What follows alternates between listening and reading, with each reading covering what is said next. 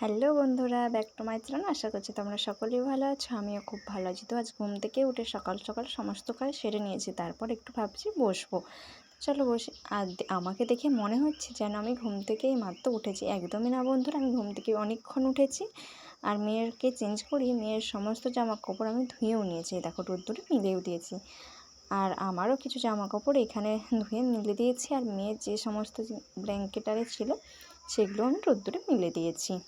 তো মনটা আমার এই কারণেই খারাপ, কী আর করবো বলো বন্ধুরা, বাড়ি তো যেতে হবে না, এতদিন বাপের বাড়িতে ছিলাম। দেখো মেয়ের ছোটো বালিশটা নিয়ে আমি বলছি এটা আমি মাথায় দেবো, কিন্তু আমার মাথার থেকেও বালিশটা এত বড় যে মাথায় দেওয়া যাবে না। তো বাড়ি তো যেতে হবে, তাই না? বাপের বাড়িতে আর কদিন থাকবো, তার জন্য ব্যাগ গোছ করতে আমি লেগে গেলাম। আর প্রায় 2-3 দিনের মতন আছে, তার মধ্যে আমি বাড়ি চলে যাব। দেখলাম আমার মেয়ের টেডিটা, তো চলো ব্যাগটা গোছ করে নিই। তো যখন আমি এখানে এসেছিলাম 1-1.5 মাস যাওয়ার পরেই মনটা খুব খারাপ হচ্ছিল ওইখানের মানুষগুলোর জন্য, ওইখানের মা বাপি, আমার বড়মশাইয়ের জন্য।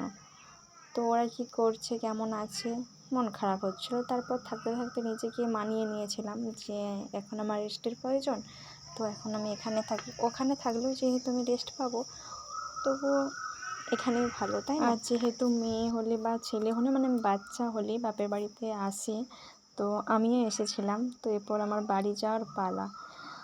কী আর করবো বলো, প্রায় আমি এখানে 4 মাস ছিলাম বন্ধুরা। তো এবার তো আমাকে বাড়ি যেতেই হবে, তাই না? বাপের বাড়িতে তো আর সারা জীবন থাকা যাবে না, বাড়ি তো সবাইকেই যেতে হবে। তো অবশেষে আমারও সেই দিন ঘনিয়ে এলো, এরপর আমি বাড়ির দিকে রওনা দেব, কিছু করার নেই। তো বন্ধুরা, ভিডিওটা আমি একটু স্পিড করেছি কারণ আমার মেয়ে এখন খেলা করছে, ঘুমোলেও আস্তে আস্তে ব্যাগ গোছ করা যেত। তো দেখলে বলতে বলতে আমার মেয়ে কান্না শুরু করে দিয়েছে, ওকে কোলে নিয়ে আমি এক হাতে এইভাবে ব্যাগ গোছ করছি, বুঝতে পারছো? খুব কষ্ট হচ্ছে। মা ওইদিকে রান্না করছে, কিছু করার নেই। দেখছো এই ব্যাগটা মেলাতে আমার দাদা আমায় কিনে দিয়েছিল মেয়ের জন্য। আর এটা হচ্ছে আমার মেয়ের হেয়ারব্যান্ড। মেয়ে যেহেতু এখন মাথায় দিতে পারবে না, ওটা থাকবে, ওকে আমি পরে মাথায় দিব, যেহেতু ওর মামা কিনে দিয়েছে বলে কথা, তাই না? তো বন্ধুরা, এরপর থেকে ভিডিও তোমরা আমার বাপের বাড়িতেই দেখতে পাচ্ছিলে। এরপরে শ্বশুরবাড়ির ভিডিও আবার আসবে, ভিডিও আমি করব। তো মেয়েকে এভাবে কোলে নিয়েই আমি জামা কাপড় ব্যাগ গোছ করছি। তো চলো ব্যাগটা গোছ করে নিই। মন খারাপ করে লাভ নেই, মায়ের একটু মনটা বেশিই খারাপ, যেহেতু বাড়ি চলে যাব তার জন্য।